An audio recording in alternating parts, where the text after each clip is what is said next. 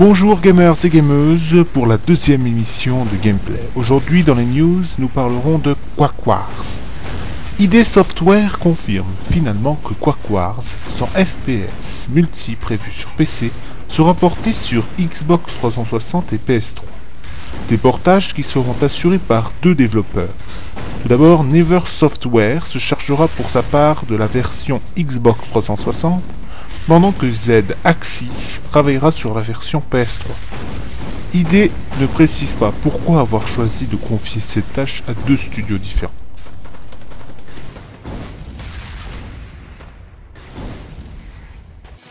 On continue ces news par la rumeur du jour, qui est la possible adaptation d'Okami sur Wii. Cependant, si Capcom UK a simplement déclaré au site américain IGN qu'un tel portage était possible, la société japonaise a en outre précisé qu'une telle adaptation n'était pour l'instant pas prévue. Bref, si nous ne pouvons que spéculer à l'heure actuelle, il est certain que le gameplay d'Okami pourrait être parfaitement adapté à la nouvelle console de Nintendo. Si ceci peut aider le titre de Clover à atteindre une plus grande reconnaissance auprès du grand public, il est certain qu'on croisera bien fort nos doigts pour qu'une telle version voie rapidement le jour.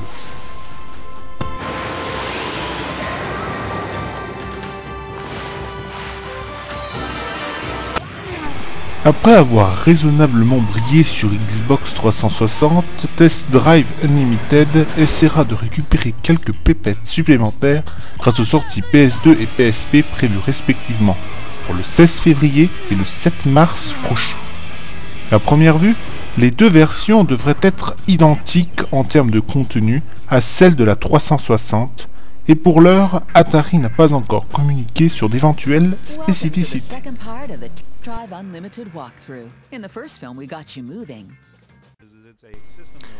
LucasArts, un peu sous la pression des suites, a fini par donner un peu plus de matière au prochain Star Wars The Force Unleashed. Pas grand chose à se mettre sous la dent cependant, mais on trouve à présent un site officiel pour le jeu contenant quelques jolis artworks et surtout une liste de supports. Prévu sur Next Gen sans plus de précision, le jeu sortira également sur PlayStation 2, PSP et DS.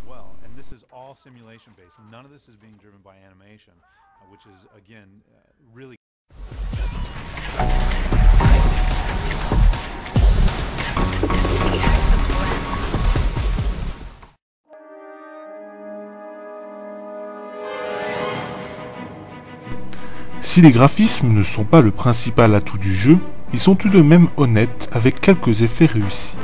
En revanche, l'aspect cubique et plat de certaines unités et décors vides en décevront plus d'un. Remarquez, il fallait bien faire quelques concessions pour que le moteur 3D puisse afficher de grosses armées à l'écran.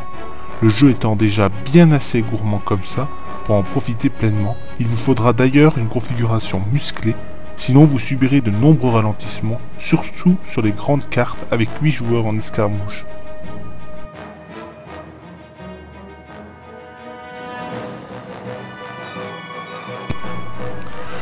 Pour la jouabilité, les possibilités stratégiques sont énormes avec des unités nombreuses et originales, des cartes immenses, un niveau de zoom impressionnant.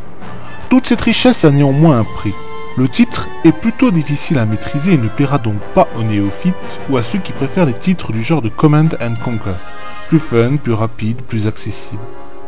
Signalons quand même qu'il y a quelques problèmes au niveau de l'intelligence artificielle qui nous font préférer l'expérience en multijoueur au jeu en solo.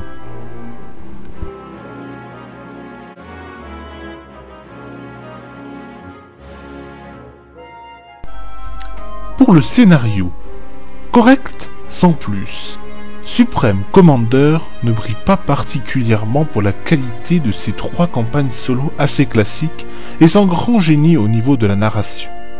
On aurait aimé avoir de véritables cinématiques en images de synthèse ou pourquoi pas en vidéo à la Command & Conquer entre chaque mission et pas uniquement de petits briefings.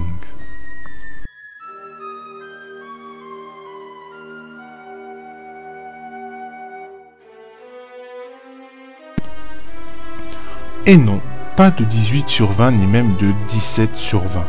Les trois campagnes solo sont loin d'être à la hauteur et se sont révélées fades et molles. En outre, Le mode escarmouche sur les grandes cartes réclame une configuration de brute pour tourner correctement. C'est donc en multijoueur que Supreme Commander prend toute son ampleur. Il y offre de colossales possibilités stratégiques grâce à ses unités intéressantes, à la taille de ses cartes et à ses mécanismes de jeu qui se prêtent parfaitement à l'exercice.